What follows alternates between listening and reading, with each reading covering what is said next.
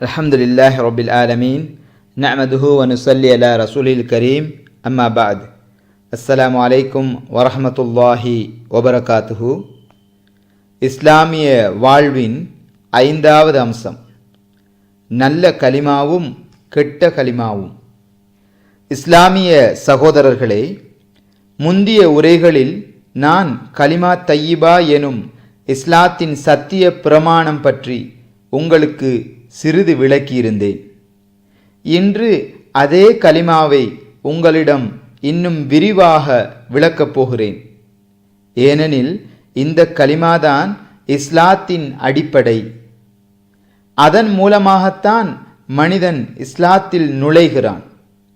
அந்த கலிமாவை நன்கு உணர்ந்து அதற்கு தகுந்தபடி தன் வாழ்க்கையை அமைத்து கொள்ளும் வரை எந்த மனிதனும் உண்மையில் முஸ்லிமாக முடியாது. இறைவன் தனது நூலில் அந்த கலிமாவை பற்றி இப்படி விளக்குகிறான். அலம் தர கைஃப வரபல்லாஹு மஸலன் கலிமத்தன் தையிபத்தன் கஷஜரத்தன் தையிப அஸ்லுஹா சாபித்துன் வ ஃபருஹா ஃபிஸ் ஸமா துஅதி உக்லஹா குல்ல ஹீனிம் பிஇذنி ரப்பிஹா وَيَضْرِبُ اللَّهُ الْأَمْثَالَ لِلنَّاسِ لَعَلَّهُمْ يَتَذَكَّرُونَ وَمَثَلُ كَلِمَةٍ خَبِيثَةٍ كَشَجَرَةٍ خَبِيثَةٍ اجْتُثَّتْ مِنْ فَوْقِ الْأَرْضِ مَا لَهَا مِنْ قَرَارٍ. நல்ல வார்த்தை கலிமா தையிபாவுக்கு அல்லாஹ் எவ்வாறு உவமை கூறுகிறான் என்பதை நீர் கவனிக்கவில்லையா? அது ஒரு நல்ல மரத்தை போன்றதாகும். அதன் வேர் பூமியில் ஆழ பதிந்திருக்கின்றது. அதன் கிளைகள் வானளாவ உயர்ந்து நிற்கின்றன. எந்நேரமும் அம்மரம் தன் இறைவனின் ஆணைக்கேற்ப கனிகளை வழங்கிக் கொண்டிருக்கிறது. மக்கள் படிப்பினை பெற வேண்டும் என்பதற்காக அல்லாஹ் அவர்களுக்கு இத்தகைய உவமைகளை கூறுகின்றான். மேலும் கெட்ட வார்த்தைக்கு உவமை ஒன்றுக்கும் உதவாத ஒரு மோசமான செடியை போன்றதாகும். அச்செடி பூமியின் மேல் மட்டத்தில் இருந்து பிடுங்கி எறியப்படுகின்றது. அதற்கு எவ்வித நிலையான தன்மையும் கிடையாது. அல் குர்ஆன் 14ஆம் அத்தியாயம் 24, 25, 26 வசனங்கள். இப்படி நிகரற்ற உவமை ஒன்றை இறைவன் கொடுத்திருக்கின்றான். அதை பற்றி நீங்கள் சிந்தனை செய்தால் மகத்தானதொரு படிப்பினை அதில் உங்களுக்கு கிடைக்கும். பாருங்கள், இந்த 2 விதமான மரங்களும் உங்களுக்கு முன்னால் ஏராளமாக இருக்கின்றன. முதலில் மாமரத்தை எடுத்துக்கொண்டு சிந்தித்து பாருங்கள். எவ்வளவு ஆழமாக அது வேறு ஒன்றிருக்கிறது. எத்தனை உயரத்துக்கு அது எழுந்து நிற்கிறது. எத்தனை கிளைகள் அதிலிருந்து பரவி இருக்கின்றன. எவ்வளவு நல்ல கனிகள் அதில் உற்பத்தியாகின்றன. இந்த சிறப்புகளெல்லாம் அதற்கு ஏன் ஏற்பட்டன? ஏனென்றால் அதன் வித்து உறுதி வாய்ந்தது.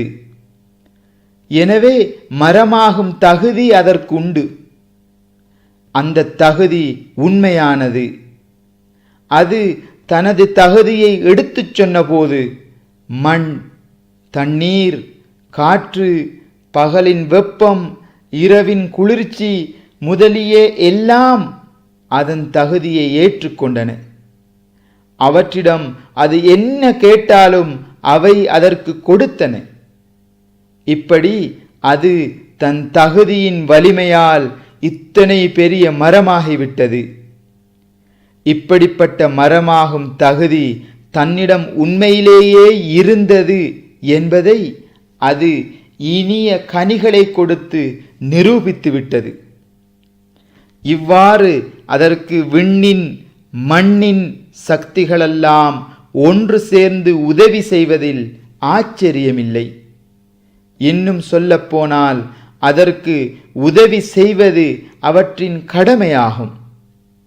காரணம், நல்ல வித்துடன் கூடிய மரத்துக்கு பயன்பட வேண்டும் என்பதற்காகவே அவற்றுக்கு தேவையான உணவும் அவற்றை வளர்க்கும் சக்தியும் அவற்றை காய்க்க வைக்கும் ஆற்றலும் மண், தண்ணீர், காற்று ஆகியவற்றுக்கு அமைந்திருக்கின்றன. இதற்கு எதிராக முட்செடியையும் தானே வளர்ந்து கிடக்கின்ற சின்னஞ்சிறு செடியையும் பாருங்கள். அவற்றின் தகுதி என்ன? அற்பமான வேர். இதை ஒரு குழந்தை கூட பிடுங்கிவிட முடியும். மிருதுவாகவும் மெலிந்த நிலையிலும் இருக்கிறது. ஒரு காற்று வீசினால் போதும், அது மடிந்துவிடும். நீங்கள் கையை வைத்தால் முள் குத்தும். சுவைத்தால் நாவின் சுவையுணர்வு கெட்டுப்போகும். தினம் அவை எவ்வளவு உற்பத்தியாகின்றன, எவ்வளவு பிடுங்கி எறியப்படுகின்றன என்பது இறைவனுக்குத்தான் தெரியும். இவற்றின் நிலை ஏன் இப்படி இருக்கிறது? ஏனென்றால் மாமரத்திற்கு இருக்கின்ற வலிமை இவற்றுக்கு கிடையாது. உயர் ரக மரம் இல்லை என்றால் பூமி பயனற்ற நிலையில் கிடந்து சலித்து போகிறது. இத்தகைய செடிகளுக்கு அது தனக்கு அடியில் இடம் கொடுத்து விடுகிறது. தண்ணீர் சிறிது உதவி செய்கிறது. காற்று தன்னிடமிருக்கும் சக்தியை சிறிது கொடுக்கிறது. ஆனால் மண்ணகம், விண்ணகம் ஆகியவற்றின் எந்த பொருளும் இத்தகைய செடிகளின் தகுதியை ஏற்றுக்கொள்ள தயாரில்லை.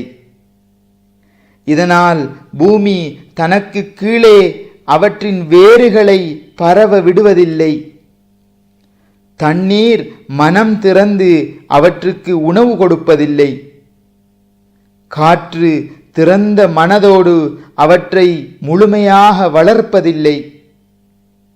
இந்த அடிப்படையில் மட்டமான அந்த செடிகள் சுவையற்றவையாகவும் முட்கள் நிறைந்தவையாகவும் நச்சுத்தன்மை கொண்டவையாகவும் ஆகி மெல்ல தலை தூக்கும் போது விண் மண்ணின் சக்திகளெல்லாம் இத்தகைய செடிகளை வளர்ப்பதற்கு அமையவில்லை என்றும் அவற்றிற்கு கிடைத்த வாழ்வே அதிகம் என்றும் உண்மையளவில் நிரூபணமாகிறது. இவ்விரு ஓமானங்களையும் முன்னால் வைத்து நல்ல கலிமாவுக்கும் கெட்ட கலிமாவுக்கும் வேற்றுமையை பற்றி சிந்தனை செய்யுங்கள். கலிமா தையிபாவும் அதன் பொருளும். கலிமா தையிபா, நல்ல கலிமா என்றால் என்ன? உலகம் முழுவதற்கும் இறைவன் ஒரே அல்லாதான் என்பதே அது உண்மையான ஒரு செய்தி. உலகில் இதைவிட உண்மையான செய்தி வேறொன்றும் இருக்கவே முடியாது. இந்த செய்திக்கு விண்ணகத்திலும் மண்ணகத்திலும் இருக்கின்ற எல்லா பொருள்களும் சான்று கூறிக்கொண்டிருக்கின்றன. இந்த மனிதன், இந்த மிருகம், இந்த கல், இந்த மணல் துகள்கள், ஓடிக்கொண்டிருக்கும் இந்த ஆறு, ஒளி கக்குகின்ற இந்த சூரியன், இப்படி நாலாபுறமும் பரவி கிடக்கின்ற அனைத்தையும் கவனியுங்கள். அவற்றில் எந்த ஒரு பொருளாவது இறைவனை தவிர மற்றவரால் படைக்கப்பட்டிருக்கிறதா? இவற்றில் எந்த பொருள் இறைவனை விட்டு மற்றவரின் தயவினால் உயிரோட்டத்துடன் நிலைத்திருக்கிறது? இவற்றில் எந்த ஒரு பொருளையும் இறைவனை தவிர வேறு யாரால் தான் அழிக்க முடியும்? இந்த உலகம் முழுவதும் இறைவனாலேயே படைக்கப்பட்டிருக்கிறது. அவனுடைய கருணையினால்தான் அது நிலைத்து நிற்கிறது. அவன்தான் அதற்கு உரிமையாளனாகவும் அதிகாரியாகவும் இருக்கிறான் எனும் நிலையில் இந்த உலகத்தில் அல்லாஹ் ஒருவனை தவிர வேறு எவருக்கும் இறைத்துவம் கிடையாது என்று எப்போது நீங்கள் கூறுகிறீர்களோ அப்போது விண்ணகத்திலும் மண்ணகத்திலும் இருக்கின்ற எல்லா பொருள்களும் உயர்ந்த குரலில் இப்படி எதிரொலிக்கின்றன: நீ சொன்னது முற்றிலும் உண்மையான செய்தி. நாங்கள் எல்லோரும் உன் வாக்கின் உண்மையை சான்றுகளாக இருக்கிறோம்.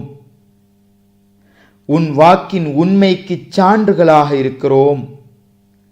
அவனுக்கு முன்னால் எப்போது நீங்கள் தலை சாய்க்கிறீர்களோ அப்போது படைப்பினம் முழுவதும் உங்களுடன் சேர்ந்து தலை சாய்க்கும். ஏனெனில் அவை அனைத்தும் அந்த இறைவனையே வணங்குகின்றன. எப்போது நீங்கள் அவனுடைய கட்டளைக்கு பணிந்து நடக்கிறீர்களோ அப்போது வானம் பூமியில் உள்ள எல்லா பொருள்களும் உங்களுக்கு துணை இருக்கும். காரணம், அவை அனைத்தும் அதே இறைவனுடைய கட்டளைக்குத்தான் பணிந்து நடக்கின்றன. அவனுடைய வழியில் நடக்கும்போது நீங்கள் தனியாக இருக்க மாட்டீர்கள்.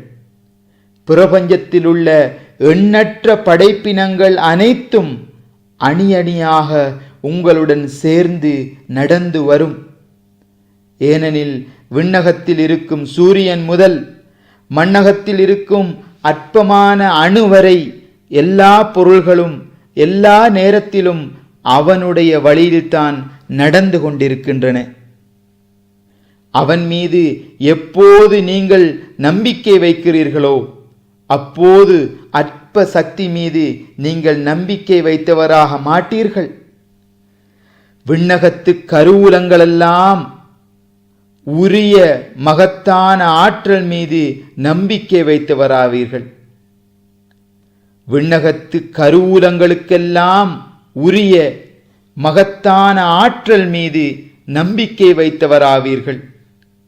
மொத்தத்தில் இந்த அடிப்படையில் நீங்கள் ஆராய்ந்து பார்த்தால் கலிமா தய்யிபாவை ஒப்புக்கொண்டு அதற்கு தகுந்தவாறு தன் வாழ்க்கையை அமைத்து கொள்ளும் மனிதனுக்கு விண்ணின் மண்ணின் சக்திகளெல்லாம் துணை செய்யும் என்பதை நீங்கள் உணர்ந்து கொள்வீர்கள். இம்மை முதல் மறுமை வரை அவன் பூத்து காய்த்தவாறு வளர்ந்து கொண்டிருப்பான்.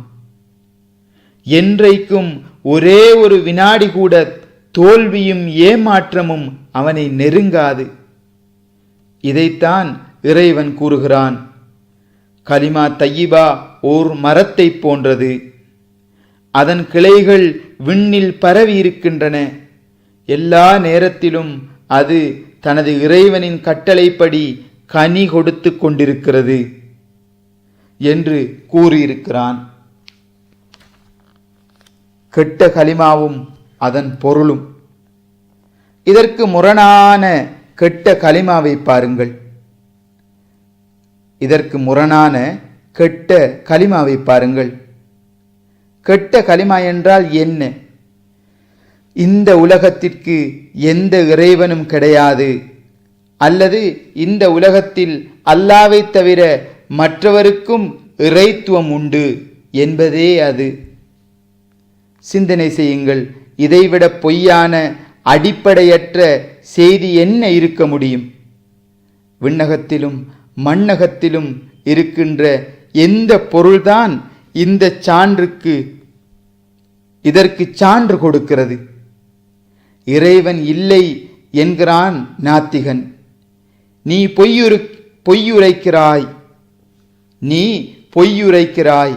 உன்னையும் எங்களையும் இறைவனை படைத்திருக்கிறான்.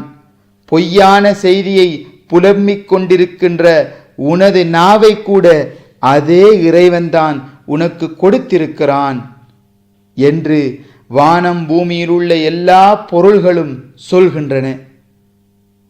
இணை வைப்பவன் சொல்கிறான், இறைத்துவத்தில் மற்றவர்களுக்கும் பங்குண்டு. மற்றவர்களும் உணவளிப்பவர்களாயும் எஜமான்களாயும் இருக்கிறார்கள். விதியை நிர்ணயிக்கும் ஆற்றல், அதனை மாற்றும் ஆற்றல் மற்றவர்களுக்கும் உண்டு. நமக்கு நன்மை செய்யவும் தீமை விளைவிக்குமான சக்தி மற்றவர்களுக்கும் உண்டு. வேண்டுதலை மற்றவர்களும் கேட்கிறார்கள். நாடியவற்றை முடித்துக் கொடுக்கிறார்கள். மற்றவர்களும் பயன்படுத்துவதற்கு தகுதியுடையோராயும் நம்பிக்கை கொள்ள ஏற்றவர்களாயும் உள்ளவர்கள்தாம். இது இறைவனுடைய ஆட்சியில் மற்றவர்களின் அதிகாரமும் நடக்கத்தான் செய்கிறது.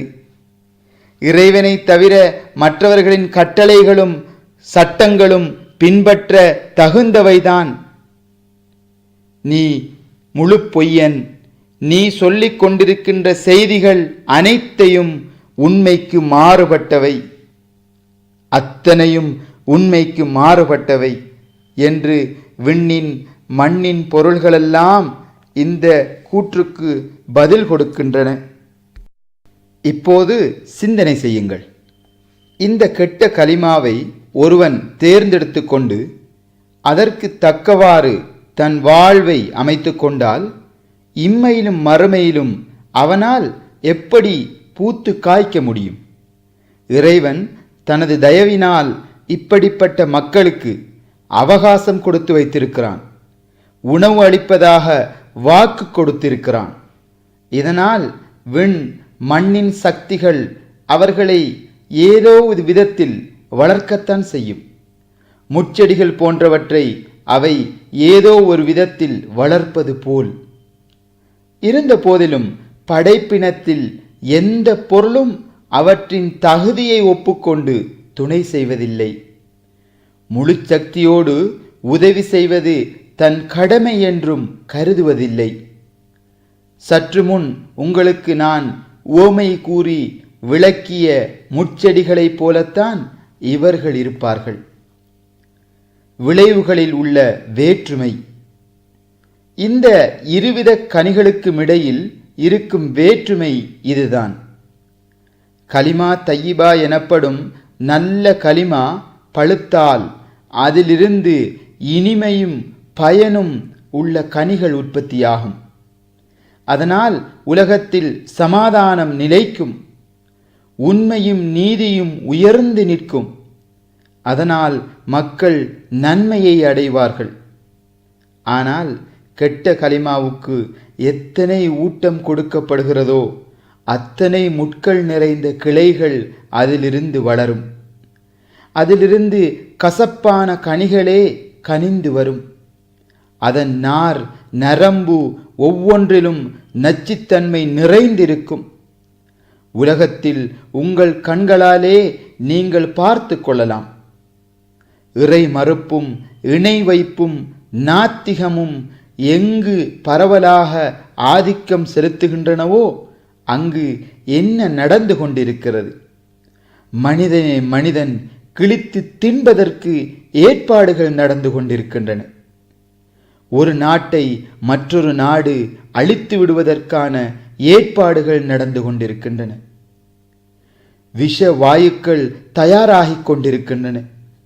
உலகத்தை ஒரு நரகம் போன்ற நெருக்கடியில் திணிப்பதற்கான ஆயுதங்கள் கண்டுபிடிக்கப்பட்டு கொண்டிருக்கின்றன. ஒரு சமூகத்தவர் மறு சமூகத்தவரை அழித்து விடுவதற்காக தயாராக இருக்கிறார்கள். வலியவன் எளியவனை அடிமையாக்குகிறான். பின்னவன் பங்குக்கு கிடைக்கும் ரொட்டியை பறித்து தான் தின்பதற்காக போலீஸ், இராணுவம், சிறைச்சாலை, தூக்கு மேடை ஆகியவற்றின் வலிமையின் முன் நசிந்து கொண்டிருக்க வேண்டிய வலியோரின் அட்டூழியங்களை சகித்து கொள்ள வேண்டிய இக்கட்டான நிலையில் வலிமையற்ற எளியவர்கள் நிறுத்தி வைக்கப்பட்டிருக்கிறார்கள். இது இப்படி இருக்க அவர்களின் அந்தரங்க நிலை எப்படி இருக்கிறது? ஷைத்தான் கூட வெட்கப்படும் அளவுக்கு அவர்களின் ஒழுக்கம் சீர்கட்டிருக்கிறது. மிருகங்கூட செய்யாத வேலையை மனிதன் செய்து கொண்டிருக்கிறான். தாய்மார்கள் தமது குழந்தைகளை அவை தமது வாழ்வில் இடையூறுகளை தோற்றுவித்து விடுமோ என்று அஞ்சி தம் கைகளாலேயே கொள்கிறார்கள். ஒழுக்கத்தின் சீர்கேட்டை பாருங்கள். கணவன் தன் மனைவியை பிறருடன் அனுப்பிவிடுகிறான். பிறருடைய மனைவிமார்களுடன் இவன் சுற்றித் திரிகிறான். நிர்வாண கலகங்கள் தோற்றுவிக்கப்பட்டு இருக்கின்றன. மிருகங்களைப் போல் ஆண்களும் பெண்களும் நிர்வாணமாக சுற்றித் திரிகிறார்கள். அங்கு வெட்கத்திற்கும் ஒழுக்கத்திற்கும் சிறிதும் இடமில்லை. தன்னலம் பரவிக்கொண்டிருக்கிறது. பணக்காரர்கள் வட்டியின் வாயிலாக ஏழைகளின் இரத்தத்தை உறிஞ்சுகிறார்கள்.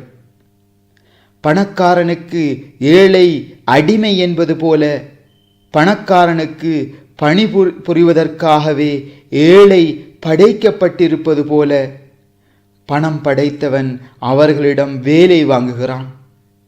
சுருங்கச் சொன்னால், அந்த கெட்ட கலிமாவிலிருந்து எந்த செடி எங்கு உற்பத்தியானாலும் நிறைய முட்களுடன் தான் அது இருக்கிறது. அதிலிருந்து கிடைக்கும் கனி கசப்பாகவும் நச்சுத்தன்மை கொண்டதாகவுமே இருக்கிறது. இந்த இரண்டு உவமைகளையும் விளங்கிய பின்னர் இறைவன் இறுதியாக தெளிவுபடுத்துகிறான். யுதப்பித்துல்லாஹு அல்லதீன ஆமனு பில் கௌலி தாபித்தி ஃபில் ஹயாத்தி துன்யா வ ஃபில் ஆஹிரா வைலுல் லில்லாலிமூன். யுசப்பித்துல்லாஹு அல்லதீன ஆமனு பில் கௌலி தாபித்தி ஃபில் ஹயாத்தி துன்யா வ ஃபில் ஆஹிரா வைலுல் லில்லாஹிமீன். நம்பிக்கை கொண்டோருக்கு அல்லாஹ் ஒரு வலுவான வாக்கின் அடிப்படையில் இம்மையிலும் மறுமையிலும் உறுதிப்பாட்டை அருள்கிறான். ஆனால் அக்கிரமக்காரர்களை அல்லாஹ் வழி தவறச் செய்கிறான். இம்மையிலோ மறுமையிலோ கனிதரக்கூடிய நேர்மையான எந்த வேலையையும் அவர்கள் என்றைக்கும் செய்ய மாட்டார்கள். அல் குர்ஆன் 14ஆம் அத்தியாயம் 27ஆம் வசனம். நல்ல கலிமா முழங்கிய பிறகும் இழிவு ஏன்? சகோதரர்களே, நல்ல கலிமாவுக்கும் கெட்ட கலிமாவுக்கும் உள்ள வேற்றுமையையும் அவற்றின் விளைவுகளையும் தெரிந்து கொண்டீர்கள். இப்போது நீங்கள் இந்த கேள்வியை நிச்சயம் கேட்பீர்கள். நாங்கள் கலிமா தையிபாவை ஏற்றுக்கொண்டவர்கள்தான். இருந்தும் நாங்கள் பூப்பதுமில்லை காய்ப்பதுமில்லையே. கெட்ட கலிமாவை ஏற்றுக்கொண்டிருக்கிற மற்றவர்கள் ஏன் பூத்து காய்த்து கொண்டிருக்கிறார்கள்? இதற்கு பதில் சொல்வது என்னுடைய பொறுப்பு. ஒரு நிபந்தனையின் பேரில்தான் பதில்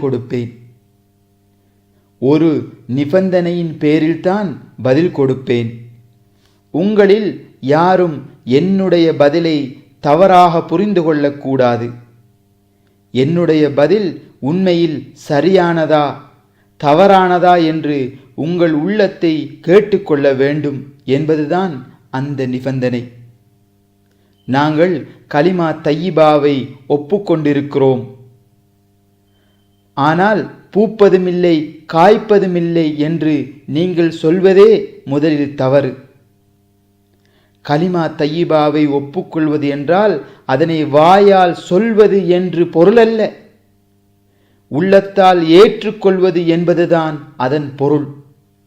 அதாவது அதற்கு முரண்பட்ட எந்த கொள்கையையும் உங்கள் உள்ளத்தில் இல்லாதபடி, அதற்கு முரண்பட்ட எந்த செயலும் உங்களிடமிருந்து வெளிவர முடியாதபடி அதனை ஏற்றுக்கொள்வது என்பதுதான் பொருள்.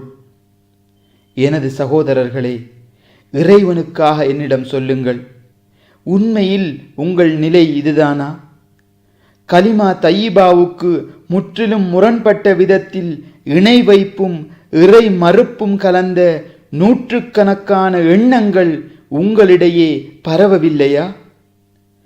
முஸ்லிமுடைய சிரம் இறைவன் அல்லாத மற்றவருக்கு முன்னால் பணிந்து கொண்டிருக்கவில்லையா? முஸ்லிம்கள் அல்லாவை விட்டு மற்றவர்களுக்கு பயப்படவில்லையா? அவர்கள் மற்றவரின் உதவியை நம்பவில்லையா? மற்றவரை தமக்கு உணவளிப்பவர் என்று அவர்கள் நினைக்கவில்லையா? இறைவனின் சட்டத்தை விட்டுவிட்டு மற்றவரின் சட்டத்தை அவர்கள் மனப்பூர்வமாய் பின்பற்றவில்லையா? தம்மை முஸ்லிம்கள் என்று சொல்லிக் கொள்கிறவர்கள் நீதிமன்றங்களுக்கு சென்று நாங்கள் ஷரீஅத் சட்டத்தை ஏற்றுக்கொள்ளவில்லை, சம்பிரதாயங்களையும் பழக்க வழக்கங்களையுமே ஏற்றுக்கொள்கிறோம் என்று சொல்வதில்லையா? உலக நன்மைக்காக இறைவனுடைய சட்டத்தை முறிக்க சிறிதும் தயங்காதவர்கள் உங்களிடையே இல்லையா? இறைவனுடைய கோபத்துக்கு அஞ்சாமல் இறை மறுப்பாளர்களின் கோபத்துக்கு அஞ்சுகிறவர்கள் இறைவனுடைய தயவை பெறுவதற்கு எவ்வித முயற்சியும் செய்யாமல் இறை மறுப்பாளர்களின் தயவை பெறுவதற்கு எதையும் செய்ய தயாராயிருப்பவர்கள் உங்களில் இல்லையா? இறை மறுப்பாளர்களின் ஆட்சியையே ஆட்சியாக நினைத்து கொண்டு இறைவனின் ஓர் ஆட்சியும் இருக்கிறதே என்று கவலையே படாதவர்கள் உங்களில் இல்லையா? இறைவனுக்காக உண்மையை சொல்லுங்கள். இவையெல்லாம் உண்மைதான் என்றால் பின்னர் எந்த முகத்தோடு நாங்கள் கலிமா தையிபாவை ஏற்றுக்கொண்டிருந்தோம், செழித்தோங்கவில்லை என்று நீங்கள் சொல்கிறீர்கள்? முதலில் வாய்மையுடன் கலிமாவை ஏற்றுக்கொண்டு அதற்கு இணக்கமான வாழ்வை தேர்ந்தெடுத்துக் கொள்ளுங்கள். அப்புறம் பூமிக்கு அடியில் ஆழமாக வேறு பாய்ச்சும் விண்ணலாவி கிளை பரப்பும் அந்த மரம் உருவாகாவிட்டால் உங்கள் இறைவன் பொய்யன் என்றும் அவன் பொய்யான செய்தியை கொண்டு உங்களை நிம்மதியில் ஆழ்த்தியிருக்கிறான் என்றும் நினைத்து கொள்ளுங்கள். இப்படிப்பட்ட எண்ணங்களிலிருந்து இறைவன் காப்பாற்றுவானாக. கெட்ட கலிமாவை ஏற்றுக்கொண்டவர்கள் செழிக்கிறார்களா? அப்புறம் கெட்ட கலிமாவை ஏற்றுக்கொண்டவர்கள் செழித்தோங்கிக் கொண்டிருக்கிறார்கள் என்று நீங்கள் சொல்வதும் தவறுதான். கெட்ட கலிமாவை ஏற்றுக்கொண்டவர்கள் ஒரு காலம் செழித்தோங்குவதில்லை. இன்றும் அவர்கள் செழித்தோங்கிக் கொண்டிருக்கவில்லை. செல்வ பெருக்கத்தையும் வாழ்க்கை வசதிகளையும் வெளிப்படையான செல்வாக்கையும் பார்க்கும் நீங்கள் அவர்கள் செழித்தோங்கிக் கொண்டிருக்கிறார்கள் என்று தீர்மானிக்கிறீர்கள். ஆனால் அவர்களிடையே எத்தனை பேர் மன நிறைவோடு இருக்கிறார்கள் என்று அவர்களுடைய உள்ளங்களை கேளுங்கள். அவர்களிடம் வாழ்க்கை வசதிகள் நிறைந்துதான் இருக்கின்றன. ஆனால் அவர்களின் உள்ளத்தில் கனன்று கொண்டிருக்கும் நெருப்பு அவர்களை எந்த நேரத்திலும் அமைதி பெற முடியாமல் தடுக்கிறது. இறைவனின் சட்டத்திற்கு அவர்கள் செய்யும் முரண்பாடு அவர்களின் வீடுகளை நரகங்களாக்கி வைத்திருக்கிறது. ஐரோப்பாவிலும் அமெரிக்காவிலும் தற்கொலைகள் எவ்வளவு அதிகமாக இருக்கின்றன. விவாகரத்துக்கள் எப்படி மலிந்து கிடக்கின்றன. வழித்தோன்றல்களின் எண்ணிக்கை குறைந்து வருகிறது. அவை மேலும் திட்டமிட்டு எவ்வாறு குறைக்கப்பட்டும் வருகிறது. கொடிய நோய்கள் லட்சக்கணக்கில் மனிதர்களின் வாழ்க்கையை எப்படி சூறையாடிக் கொண்டிருக்கின்றன. பலதரப்பட்ட வகுப்பாருக்கிடையே உணவு பிரச்சனையில் எத்தனை கொடிய சச்சரவுகள் தோன்றி இருக்கின்றன. பொறாமையும் சினமும் பகைமையும் ஒரே இனத்து மக்களை எப்படி தமக்குள்ளேயே சண்டை போட வைத்திருக்கின்றன. ஆடம்பர மோகம் மனித வாழ்வை எவ்வளவு தூரம் கசப்பாக்கி வைத்திருக்கிறது. இவற்றையெல்லாம் நீங்கள் பத்திரிகைகளை படித்து தெரிந்து கொள்ளுங்கள். சிறப்புமிக்க இந்த பெரிய நகரங்களை தூரத்திலிருந்து பார்க்கும் மனிதன் அவற்றை பொறாமைப்படத்தக்க சொர்க்கங்கள் என்று நினைக்கின்றான். ஆனால் அவற்றிற்குள்ளேயே லட்சக்கணக்கான மனிதர்கள் எவ்வித துன்ப வாழ்வை அனுபவித்துக் கொண்டிருக்கிறார்கள்.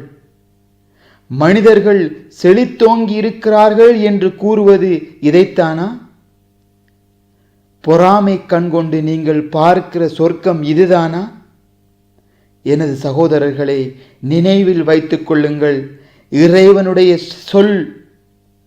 எனது சகோதரர்களே, நினைவில் வைத்துக் கொள்ளுங்கள், இறைவனுடைய சொல் என்றைக்கும் பொய்யாக முடியாது.